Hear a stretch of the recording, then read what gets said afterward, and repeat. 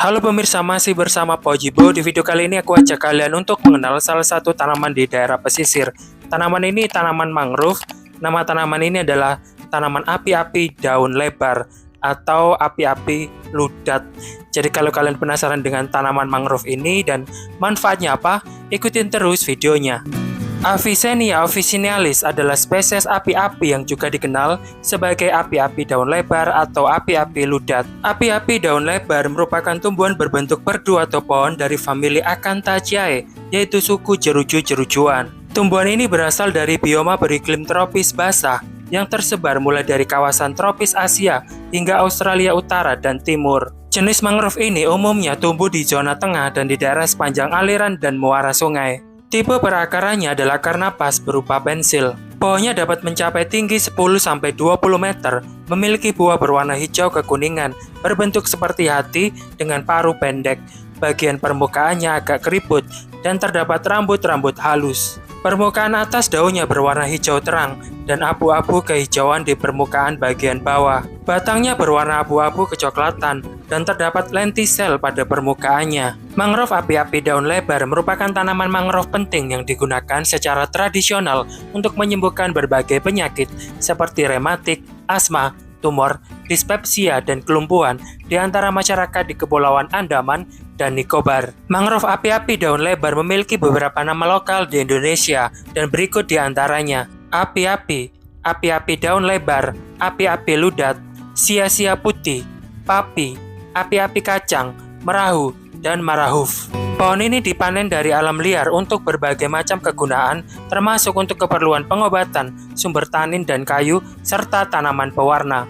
Morfologi tanaman ini, pohonnya berukuran sedang, biasanya mencapai tinggi 12 hingga 15 meter, kadang-kadang juga 20 meter. Kulitnya berwarna hijau kekuningan sampai abu-abu kecoklatan, halus dengan lentisel. Akarnya memiliki pneumatofora tipis seperti pensil yang ditutupi lentisel. Pneumatofora yang menonjol keluar dari tanah memungkinkan respirasi akar di tanah berlumpur anaerobik. Akar panggung udara juga dapat berkembang. Sementara daunnya berbentuk lonjong atau lonjong-lonjong dengan bagian atas membulat, berwarna hijau tua di bagian atas dan hijau kekuningan di bagian bawah. Berukuran 12,5 x 6 cm.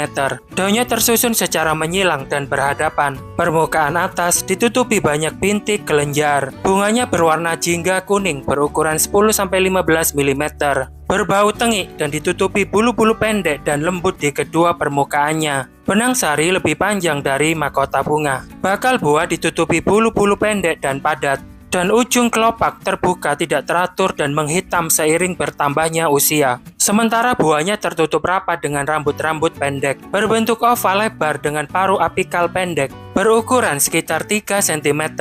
Semua spesies Avicennia menunjukkan kriovivipar, yaitu embrio berkecambah di dalam buah tetapi tidak membesar cukup besar untuk menembus dinding buah. Habitat tanaman ini ditemukan di zona muara antara di wilayah pasang surut bawah. Terdapat di tepi daratan rawa bakau, biasanya di sepanjang tepi sungai pasang surut dan muara sungai. Akarnya dapat tumbuh di tanah yang tergenang air, tanah salin atau semburan garam, atau tanah lempung yang subur. Nama Avicennia dilekatkan pada genus ini untuk menghormati Ibnu Sina. Di dunia barat terkenal sebagai Avicenna, salah seorang pakar dan perintis kedokteran modern dari Persia.